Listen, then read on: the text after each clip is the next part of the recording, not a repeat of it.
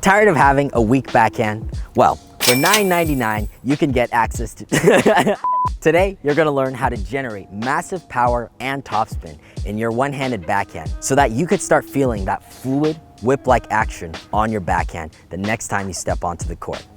Let's go. The first step in getting a good wrist position is all about getting a good ready position. So we're gonna start here with both arms bent about 90 degrees with the elbow. The hitting hand is gonna be leveled with the belly button, and the racket tip is going to be pointing generally upward. And as a result, you should have slight wrist extension. This is extending the wrist up like this, as well as this slight radial deviation or side bending to your thumb side. And then your forearm will be in a pretty neutral position. Now, in the unit turn, players are gonna maintain this wrist position. A common mistake here is to release your off arm off your racket too early, and this is gonna lead to you dropping the racket head and losing a lot of leverage. Or you end up tightening your forearm muscles too much throughout the shot. So instead, pros will keep their racket tip up and point it to the sky by holding the throat of their racket with their offhand. And as an added benefit to this, keeping the wrist cocked up like this is gonna make it really easy to disguise the slice. Now, once we get into the backswing, different players might have different variations in their wrist position. Now, while most players will maintain this same position from their initial unit turn and throughout the backswing, you'll also see some players like Tsitsipas or Nicolas Almagro who actually gets a slight ulnar deviation, and you can see this in the highest point of their backswing.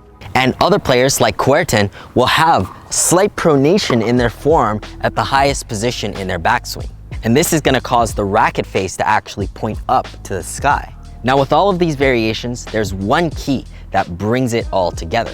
And this is exactly what position you get in the hitting arm slot. The slot is a position that every top player reaches before they accelerate the racket forward into contact. This is where their racket will be roughly in this on-edge position to the ground and rotated horizontally to be parallel to the baseline. And then the racket tip itself will be pointing somewhat to the side. Now, if you focus on these three key positions before contact, the rest of the swing will usually take care of itself. Now, different players here will have different amounts of wrist extension before going into their shot. And a lot of this has to do with exactly what their grip type is as well. With a continental grip, your racket will naturally be on edge if you keep your wrist neutral. But what happens if we shift from a continental over to a more semi-Western grip? Because the racket face here closes, if you keep your wrist in the same position as you would with a continental grip, you're actually gonna just hit the ball straight into the net. So in order to orient the racket head to be more vertical to contact, we're actually going to have to get a slight wrist extension depending on how extreme or mild your grip is.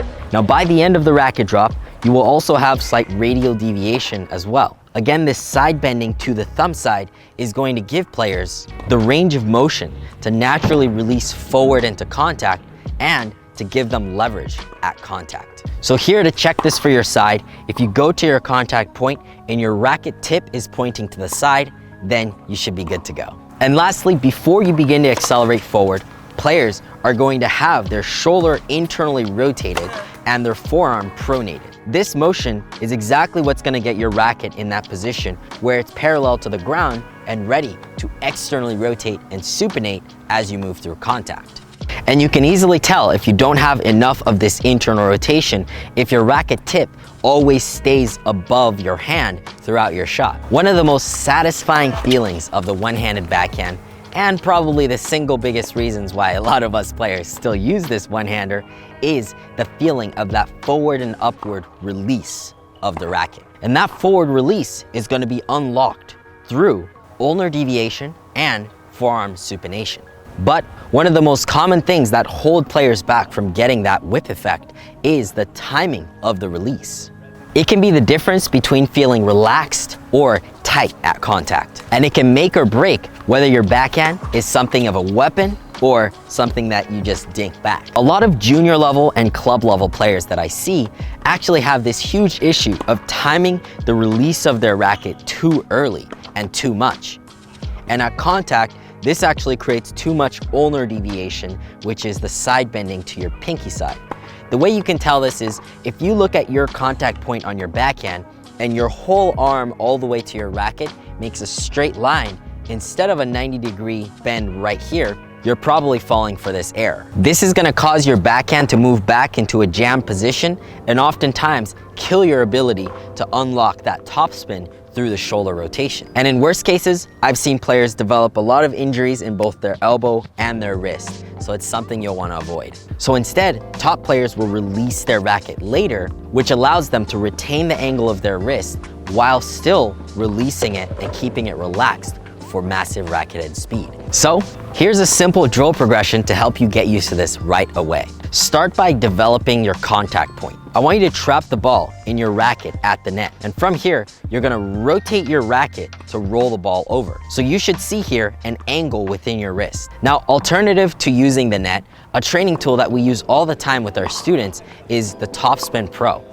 This basically allows you to really steepen your racket's upward swing path while still getting used to that contact angle and really getting feedback on whether you're getting topspin on the ball or not. So I'll leave a link in the description down below, as well as our video describing how to use it. Now from here, you're gonna start in your hitting slot and you're gonna keep a relatively firm wrist. From here, start hitting the ball very soft with your wrist staying firm and end with your racket tip up and your wrist still in the L shape.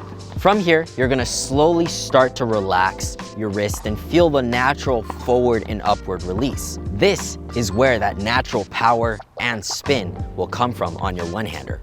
And also, developing this motion in your forearm and your wrist is gonna help you to unlock the last variable, the forearm supination. With the correct wrist angle at contact, top pros are gonna use external shoulder rotation and forearm supination to drive the racket up for massive topspin. The best players in the world will actually vary the amount of topspin that they have by varying how much of this rotation that they get. For heavy topspin backhands, players can increase the external rotation from their hitting shoulder and forearm and combining this with releasing the wrist until the tip faces to their right side. Players like Wawrinka and Thiem will typically follow through by pulling their hitting arm across and rotating the racket until their arm falls back down to their side. On the other hand, some players like Gasquet, Almagro, and Federer will actually not rotate their torso forward as much, and as a result, the racket will follow through by reversing in the direction at the end.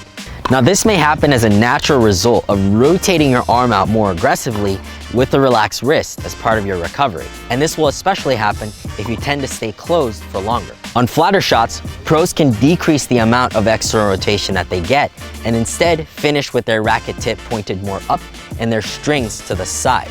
And in some extreme cases, for an extra flat shot, the racket can point straight to the side as they completely stop rotating the racket after contact. In any case, you want to focus on rotating your entire arm as one unit and extending your arm out through the ball. So that's it, athletes. Let me know in the comments below which of these drills and instructions changed your backhand the most. And until next time, go out and train hard. I'll see you in the next video.